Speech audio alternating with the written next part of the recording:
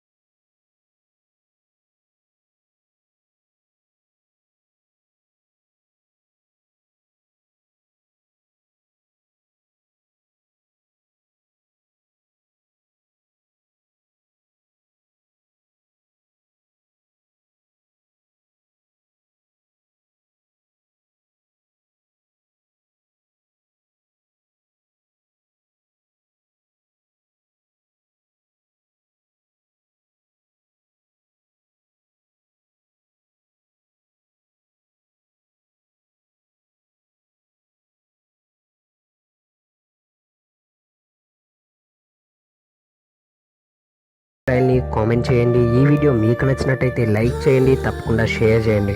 ఇలాంటి మరెన్నో మంచి విషయాలు మీరు తెలుసుకోవాలనుకుంటే మా తెలుగు రహస్యం ఛానల్కి సబ్స్క్రైబ్ అవ్వండి.